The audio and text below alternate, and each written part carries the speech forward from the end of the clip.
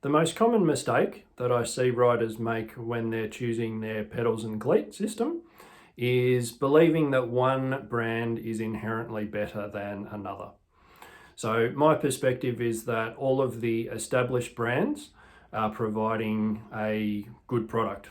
They quite simply wouldn't survive in the marketplace if that wasn't the case. So of course there are differences in the features. There are pros and cons of every pedal and cleat system. But I encourage people to keep an open mind and consider those features rather than just making an arbitrary decision that one brand is better than another. The second mistake is failing to consider how your body type can influence what pedal system will work best for you. So more specifically, if you have a body type where your joints are quite stiff and you have relatively low flexibility, a pedal system that allows more movement and a higher degree of float might be suitable for you, whereas a rider with very high flexibility and possibly low joint stability could benefit from a pedal system which is inherently more stable and possibly with less float. So it's important to match your pedal and cleat system to your body type. Mistake number 3 is choosing a pedal and cleat system that won't provide you with suitable durability. So pedals and cleats are made from different materials. We generally have combinations of plastic, carbon fibre and metal. And obviously the softer material, such as plastic, is going to wear out more rapidly than the hardest materials like metal. So depending on the weather conditions that you ride in, whether you're riding off-road regularly, and also how careful you are with your cleaning and maintenance, some pedal systems may suit you better than others.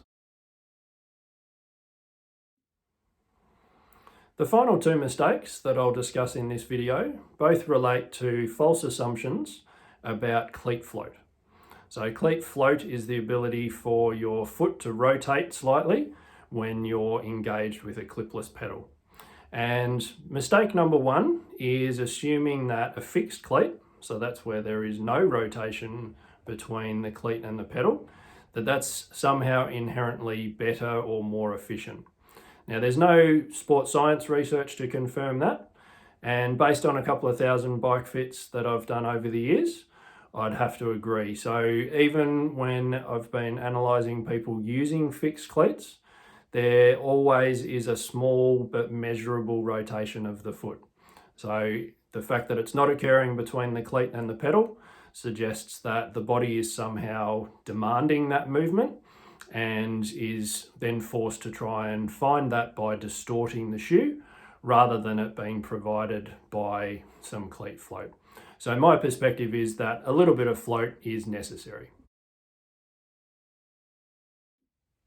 The other perspective on cleat float is based on the exact opposite assumption, where some riders believe that having as much float as possible will provide them with the best outcome. But based on BikeFit data, what we see is that riders will only use as much rotation as they need. So even if their cleats allow more float or rotation, that rider, based on their technique and their body characteristics, will only rotate the foot as much as necessary.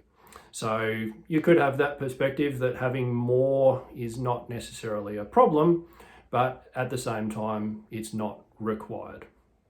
So I hope that gives you some insight into 5 common mistakes that people make when they're trying to choose their pedal and cleat system. I do also have a series of ebooks that explain more about these sort of issues, so you can find them from the link down below in the description. And please subscribe to be updated with any new postings. Thanks for watching.